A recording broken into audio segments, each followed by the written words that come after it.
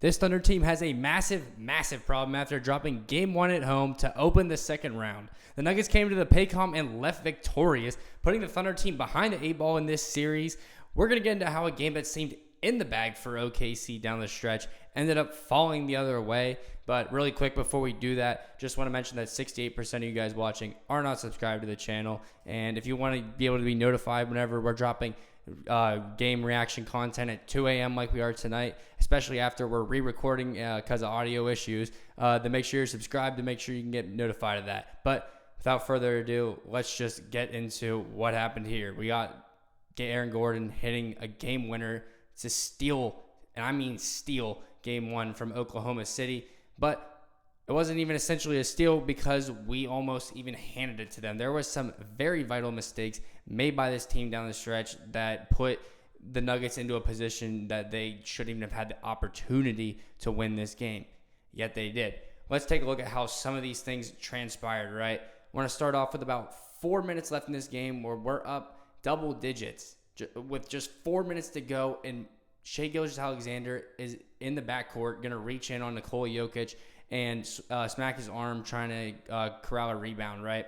And Shai Gilgeous-Alexander is seeing Mark Daigneault looking if he wants to challenge or not, tells Mark Daigneault not to challenge this call, and then Mark Daigneault is going to challenge the call anyway and lose.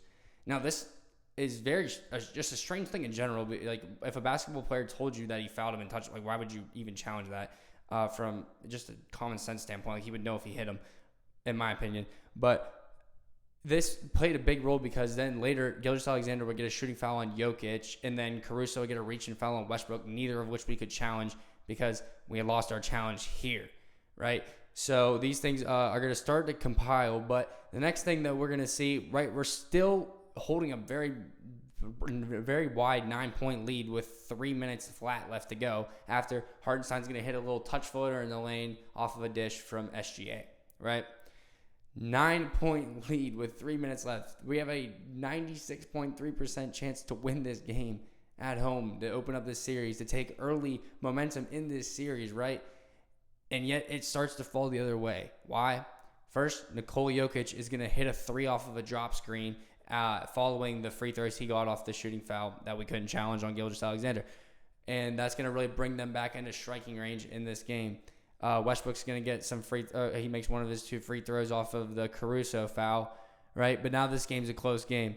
And actually, no one other than Russell Westbrook is going to have the first shot at really just putting us away in this one with a left wing 3. And it's going to hit back iron, and we're going to really catch a break here and stick with the lead to this point. And we really dodge a bullet because he had an open shot. And we really let them walk back into this game by playing poor coverage onto Jokic on the ball screen, just inexcusable coverage, and we also just giving up ticky-tack easy fouls, right? But nonetheless, we have the ball at this point. We have the lead with 20-some seconds left.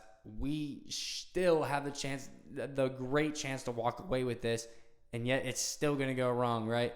Looking next, before Chet even gets to these free throws, before we even get onto that, we're going to talk about something else that happened that is just inexcusable, and that is Nikola Jokic getting fouled 90 feet from the basket. This is something that needs to be discussed and something that I am highly alarmed about, especially when we take into context what Mark Daigneault had to say after the game regarding the late fouls, right? Mark Daigneault, he says, that's usually our deal, to foul up 3 to play that game. I thought we executed our fouls well tonight. I don't think that's why we lost the game.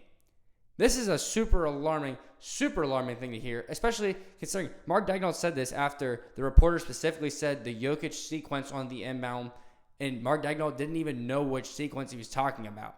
What he was talking about was with 11 seconds left in the game, when we scored our 2 free throws, we immediately, and I'm talking immediately, fouled Nikola Jokic on the inbounds.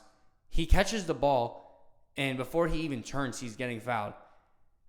I'm just very confused as to why this is occurring 90 feet from the basket where he's not a threat to score. Yes, we're up 3 points, and there's been mixed. Coaches really do have mixed feelings on the fouling up 3 thing. So I'm not going to say that's like a dumb idea. We've done it all year. I'm not going to not stick by it now that we've lost because of it. The reason I'm upset is because we didn't even take a full second off the clock before committing the foul, leaving 10 seconds left, right?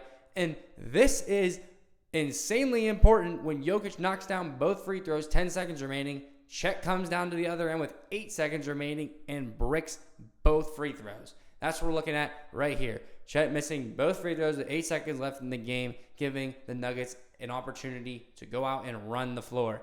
An opportunity they wouldn't have had if we had taken another 3 to 4 seconds to foul. But instead, now they get the ball into the hands of Westbrook. He's in the open court, cutting to the right side, and he finds Gordon on the left wing, and he's going to just have an open three-point look to set his feet and fire for game with 2 seconds left to spare on the clock because we fouled Nikola Jokic 90 feet from the basket 2 possessions prior.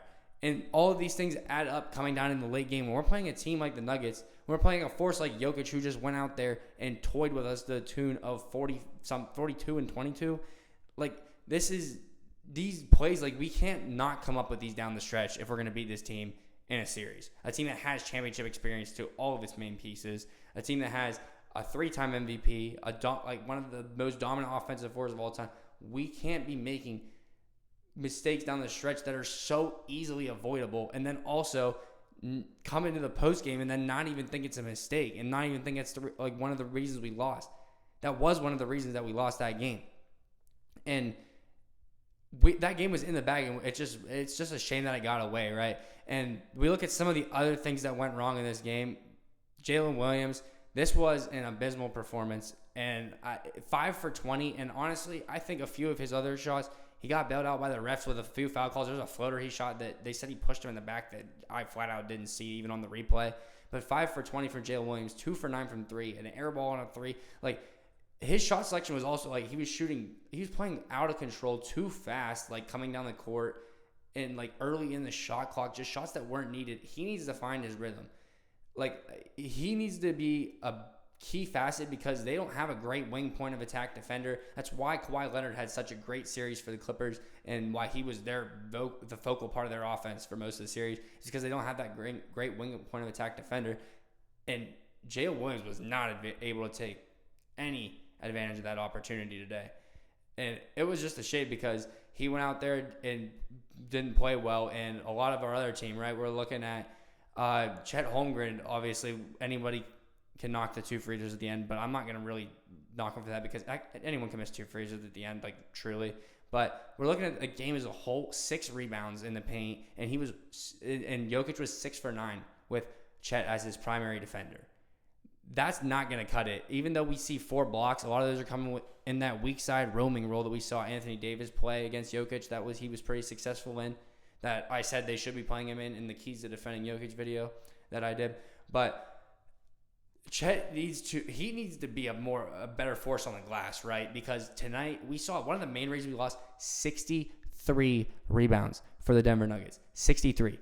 21 offensive rebounds for the Denver Nuggets. In my Keys to the Jokic video, I said a key to winning was going to be keeping him off the grass, offensive glass, and I knocked the Clippers for allowing them to average 12 offensive rebounds in the series.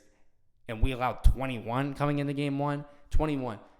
5 were by Jokic, 7 for Aaron Gordon. Why is Christian Brown getting 4 offensive rebounds in a basketball game, in an NBA basketball game? Why is he getting 4 offensive rebounds? This is unacceptable, and we're not going to win allowing 21 offensive rebounds and getting 30 defensive rebounds. Every time they shoot, it's essentially a coin flip as to who's going to get the ball. We're giving them so many extra possessions, and that was another big reason we lost in the big picture. I mostly want to talk about what happened down the stretch, but that was another big picture-wise reason we lost. Another thing that follows suit with that, we couldn't throw a basketball into the ocean if we were standing on the shore of the beach in the first half. No one was hitting. Lou Dort, we see here, he was 4 for 9 on all 3-point attempts. I'm pretty sure he missed his first 5 shots and then made his next 4 because he was 1 for 6. I know that for a fact. He looked...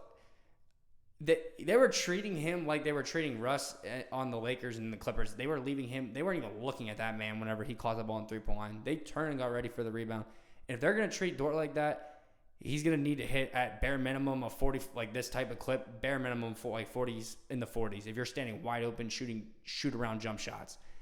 So we're going to have to see that. He had a minus 21 also, so we're going to have to keep an eye on Dort moving forward. I think Hart played an all right game. He held Jokic to 1 for 7 shooting as the primary defender. He chipped in 9 rebounds, 4 on the offensive glass. I thought Hart played okay in this game, but Isaiah Joe shot 0 for 4 on all threes off the bench. His role was to be a shooter in this team. Like there were some pieces that did not really align with what I thought was going to happen coming off of a 10-day rest period. Like we lost this game coming off of a 10-day rest against a team that just played 7, that had 1 day off, and we fell apart down the stretch compared to them. Like we should have been having the composure down the stretch to finish that game out, not the other way around. And we wasted a great performance. I want to shout out Alex Caruso, 5 for 9 from 3, 5 steals, 6 assists. The dude shot 7 for 12 in the field, and 20 points in the game. Like he played great. I thought Shai played very, very well. His playmaking really impressed me. Like some of the passes he was making, he megged one of the double teams to find an open guy. Like he was really creating looks. He had 8 assists. He had 10 rebounds. He had 33 points while being doubled and tripled. Like seeing a lot of different looks most of the night. So I was pretty impressed with what he did. But there was about 8 guys on the team that really looked like they needed to bust that rust off more than I thought they did, and we dropped the game, and now we're really behind the 8 ball in this series, man. We lost. The best we can do at home is split, and then ideally we go into Denver and take both to go up 3-1, because even going 2-2, you don't want to really go in that decisive game 5 where a lot's on the line. So we're really hoping to come back and take 3 games in a row to get back into a comfortable position in this series whenever we were minus 900 to win coming in.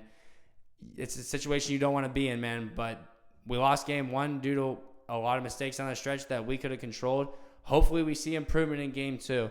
I'm Gabriel Ebersole with Thunder Digest. Let me know what you guys think is going to happen in game 2, who you think needs to step up, who we need to see the ball in the hands of more minutes to who. Let me know, guys. We need to make some changes in game 2. Let me know what they are in the comments. I'll see you guys in the next one. It's been Gabe Ebersole with Thunder Digest.